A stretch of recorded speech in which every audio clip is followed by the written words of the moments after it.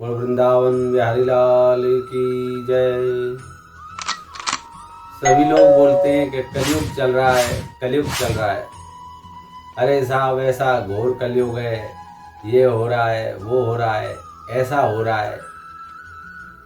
सब कलयुग की वजह से ही हो रहा है, सब ऐसा बोलते हैं।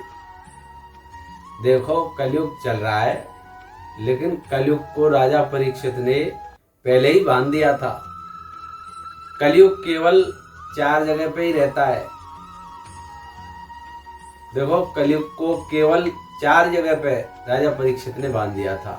अगर इन 4 जगह पर हम रहते हैं तो निश्चित ही हम कलयुग से नहीं बच सकते। कलयुग फिर छोड़ेगा नहीं। 4 जगह कौन सी? द्यूतम, पानम, स्त्रिय और सूना। जब राजा परीक्षित ने देखा कि एक गाय है और एक बैल है घनघोर जंगल में, तो बैल के 4 पैर होते हैं, लेकिन बैल एक ही पैर पर खड़ा हुआ है।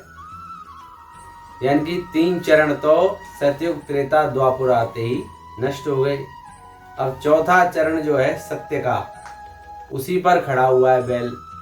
उस चरण को भी कलयुग एक काला सा व्यक्ति भयंकर स्वरूप वाला तलवार लेकर के काटने लगा, और उसके पास में गौ माता पृथ्वी बन करके रो रही है, और धर्म रूपी बैल वो अपने एक चरण पे खड़ा हुआ है। तब महाराज परीक्षित ने तलवार खींच ली। कौन हो तुम?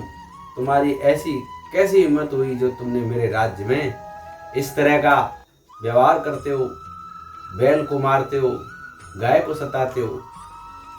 तब कलयुग सरेंडर होकर के महाराज परीक्षित के चरणों में गिर गया। बोला, महाराज मैं कलयुग हूँ। राजा परीक्षित ने कहा, कलयुग है तो तुम मेरे राज्य में इस तरह का अत्याचार करोगे?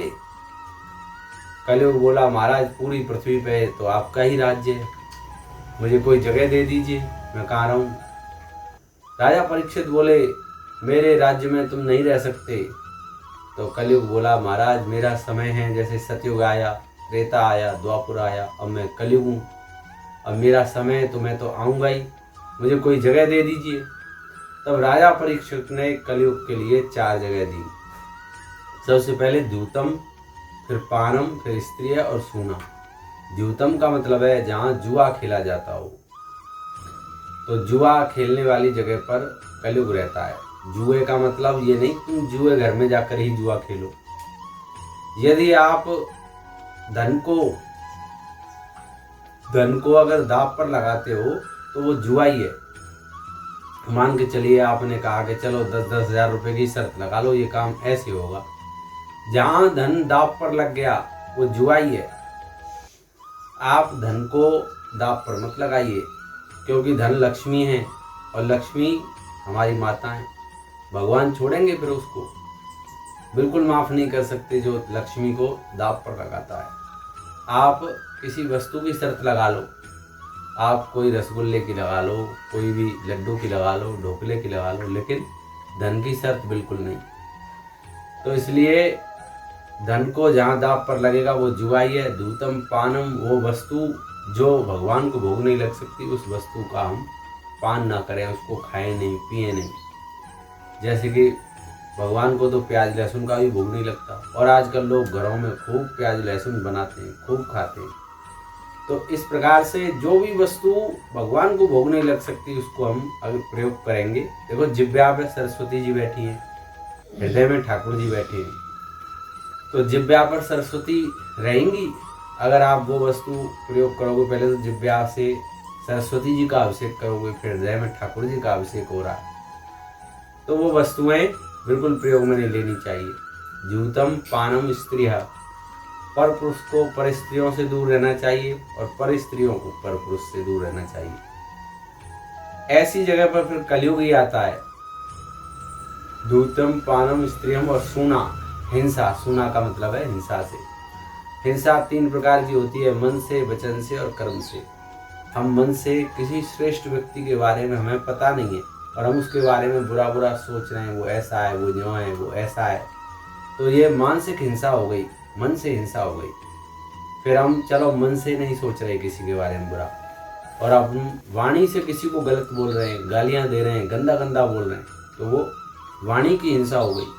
चलो हम मन से भी बुरा नहीं सोच रहे, वाणी से भी गलत नहीं बोल रहे, लेकिन हाथापाई कर रहे हैं, झगड़ा कर रहे हैं, तो ये कर्म से हिंसा हो गई।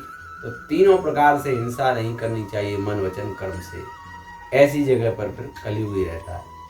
तो इस प्रकार कलयुग बोला, महाराज सब गंदी गंदी जगह ही दे दी, कोई अच्छी जगह भी दे दो। तब राजा परीक्षित ने उसको सोने में भी वास दे दिया।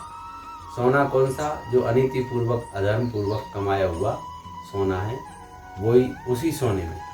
तो राजा परीक्षित ने जो सोने का मुकुट पहन रखा है वो जरासंध का है। और भीम ने जब जरासंध को मारा था भगवान श्री कृष्ण के कहने पर, तो जरासंध के उस मुकुट को भीम ले आया। भगवान कृष्ण ने मना किया कि इसके पुत्र का अधिकार है इसके मुकुट पर, लेकिन नहीं माने। तो इस प्रकार से ऐसे सोने में ही कलयुग का वास है। जैसे ही राजा परीक्षित ने कहा कि तुम्हारा सोने में वास रहेगा, तो कलयुग तुरंत ही राजा परीक्षित के उस मुकुट में प्रवेश कर गया, जो जरासंध का मुकुट राजा परीक्षित ने उस समय पहन रखा था। तो इसलिए ध्यान रहे, इन 4 जगह पर अगर कोई है तो अभी हट जाओ, नहीं तो कलयुग उसको छोड़ेगा नहीं, बर्बाद कर देगा। बोली वृंदावन बिहारी लाल की जय, बाल कृष्ण लाल की जय।